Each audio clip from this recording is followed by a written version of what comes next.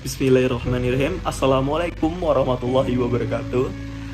Perkenalkan, nama saya Rafael Julio Satriadi dari kelas Manajemen Dana dan Pembiayaan Bank Syariah A dengan NIM 201080200106. Baiklah, saya di sini akan menjelaskan tugas UAS mengenai tentang roadmap perbankan syariah Indonesia tahun 2020 sampai dengan 2025. Baik. Pada roadmap perbankan syariah di Indonesia tahun 2000 sampai 2025 telah terlaksana atau kebijakan yang telah ditetapkan pada tahun 2019. Telah terlaksana berbagai pencapaian dari arah kebijakan tersebut.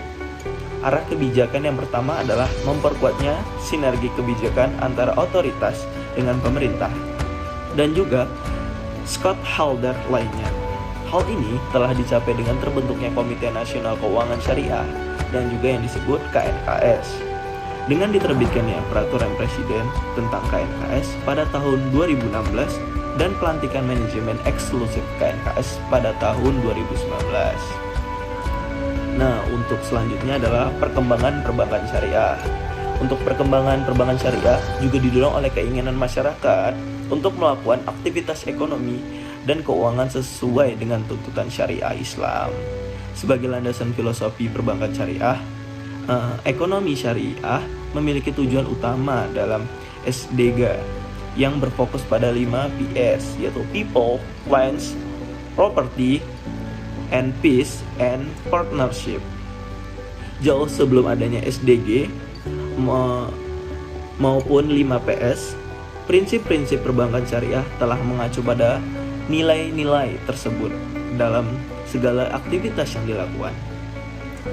Untuk melakukan kegiatan ekonomi guna untuk falah, dalam artian falah adalah tercapainya kesejahteraan baik material maupun spiritual.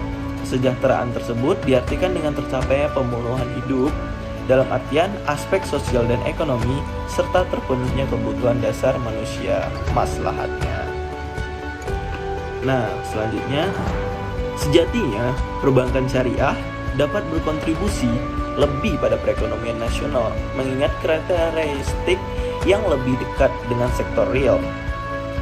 Produk-produk perbankan syariah yang telah ada saat ini akan terus dioptimalkan dan dikembangkan sehingga dapat memberikan kontribusi yang signifikan terhadap perekonomian nasional.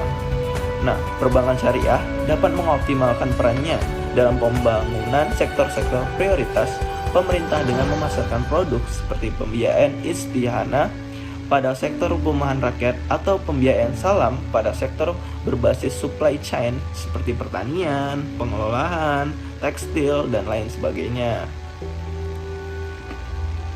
Jadi, kesimpulan dari roadmap saya yaitu perbankan syariah di Indonesia ini sampai saat ini terus menunjukkan pertumbuhan yang positif meskipun masih terdapat beberapa isu strategis serta tantangan yang masih perlu diselesaikan. Berdasarkan kajian transformasi perbankan syariah yang disusun oleh OJK atau Otoritas Jasa Keuangan, terdapat beberapa isu strategis yang masih menghambat akselerasi pertumbuhan bisnis dalam perbankan syariah. Antara lainnya, belum adanya diferensi model bisnis yang signifikan, kualitas, kuantitas, SDM yang kurang optimal, serta rendahnya tingkat literasi dan inklusi.